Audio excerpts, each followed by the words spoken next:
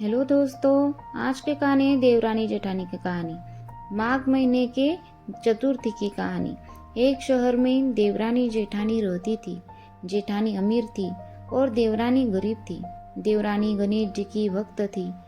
देवरानी का पति जंगल से लकड़ी काटकर बेचता था और अक्सर बीमार रहता था। देवरानी जेठानी के घर का सारा काम करती और बदले में जेठानी बचा हुआ खाना देती, पुराने कपड़े आदि उसको देती थी। इसी से देवरानी का परिवार चल रहा था। माघ महीने में देवरानी ने तिल चौथ का व्रत किया। 5 आने का तिल व गुड़ लाकर तिलकुट्टा बनाया। पूजा करके तिल चौथ की कथा सुनी और तिलकुट्टा चीके में रख दिया और सोचा कि चांद उगने पर पहले तिलकुट्टा और उसके बाद ही कुछ खाएगी। कथा सुनकर वह जेठानी के यहाँ चली गई। खाना बनाकर जेठानी के बच्चों से खाना खाने को कहा तो बच्चे बोले, माँ ने व्रत किया है और माँ भूखी है। जब माँ खाना खाएगी हम भी तभी खाएंगे। जेठ जी को खाना खाने को कहा तो जेठ जी बोले, मैं अकेला नहीं खाऊंगा, जब चांद निकलेगा तब खाऊंगा, तभी मैं खाऊंगा। जेठानी से उसे कहा कि आज तो किसी ने भी अभी तक खाना नहीं खाया, तुम्हें कैसे दे दूं? तुम सुबह सवेरे ही बचा हुआ खाना ले जाना। देवरानी के घर पर पति बच्चे सब आस लगाए बैठे थे कि आज तो त्योहार है, इसलिए कुछ पकवान आदि खाने को मिलेगा। परंतु जब बच्चों को पता चला कि आज तो रोटी भी नहीं मिलेगी तो बच्चे रोने लगे।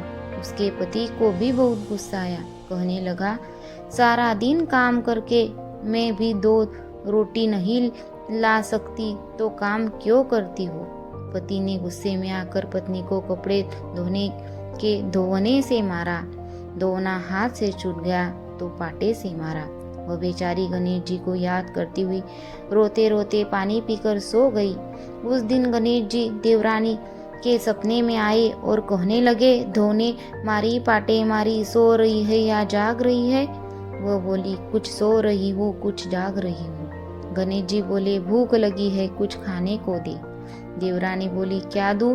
मेरे घर में तो अन्न का एक दाना भी नहीं है। जेठानी बचा कुचा खाना देती थी, आज वह भी नहीं मिला।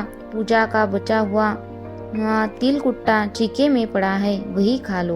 तिलकुट्टा खाने के बाद गणेश जी बोले, धोने मारी पाटे मारी, निमटाई लगी है, कहाँ निमटे?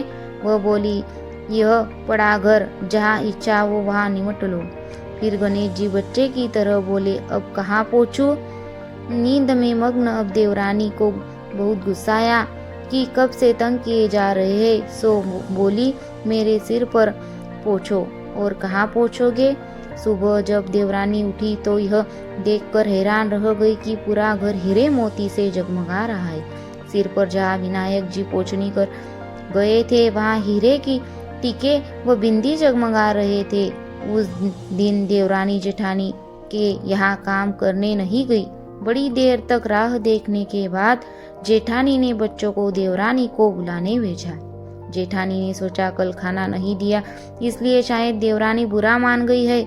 बच्चे बुलाने गए और बोले, चाची चलो, माँ ने बुलाया है, सारा काम पड़ा है। देवरानी ने जवाब दिया, अब उसकी जरूरत नहीं है, घर में सब भरपूर है। श्री गणेश जी के आशीष से बच्चों ने घर जाकर माँ को बताया कि चाची का तो पूरा घर हीरे मोतियों से जगमगा रहा है। जेठानी दौड़ती हुई देवरानी के पास आई और पूछा कि यह सब कैसे हुआ। देवरानी ने उसके साथ जो हुआ वो सब कह डाला। घर लौटकर जेठानी ने अपने पति से कहा कि आप मुझे धोने और पाटे से मारो। उसका पति बोला कि भली मानस, मैंने कभी तुम पर हाथ भी नहीं उठाया, मैं तुम्हें धोने और पाटे से कैसे मार सकता हूँ? वह नहीं मानी और जिद करने लगी। मजबूरन पति को उसे मारना पड़ा। उसने ढेर सारा घी डालकर चूरमा बनाया और छिके में रख दिया और सो गई। रात को चौथ विनायक जी सपने में आए, कहने लगे, भूख लगी, क्या खाऊं? जेठानी ने कहा, श्री गणेश जी महाराज, मैं देवरानी के यहाँ तो आपने सूखा तिलकुट्टा खाया था, मैंने तो झरते घी का चूरमा बनाकर आपके लिए छिके में रखा है। फल और मेवे भी रखे हैं, जो चाहे खा लीजिए। बाल स्वरूप गणेश जी बोले, अब निपटे कहाँ? जेठानी बोली, उसके यहाँ तो टूटी फूटी झोपड़ी थी, मेरे यहाँ तो कंचन के महल है, जहाँ चाहो निपटो। फिर गणेश जी ने पूछा, अब पोंछू कहाँ? जेठानी बोली, मेरे ललाट पर बड़ी सी बिंदी लगाकर पोंछ लो। धन की भूखी जेठानी सुबह बहुत जल्दी उठ गई। सोचा घर हीरे जवाहरात से भर चुका होगा, पर देखा तो पूरे घर में गंदगी फैली हुई थी। तेज बदबू आ रही थी, उसके सिर पर भी बहुत सी गंदगी लगी हुई थी। उसने कहा, हे गणेश जी महाराज, यह आपने क्या किया? मुझसे रूठे और देवरानी पर टूटे। जेठानी ने घर की सफाई करके ही बहुत ही कोशिश की, परंतु गंदगी और ज्यादा फैलती गई। जेठानी के पति को मालूम चला तो वह भी बहुत गुस्सा हुआ और बोला, तेरे पास इतना सब कुछ था, फिर भी तेरा मन नहीं भरा।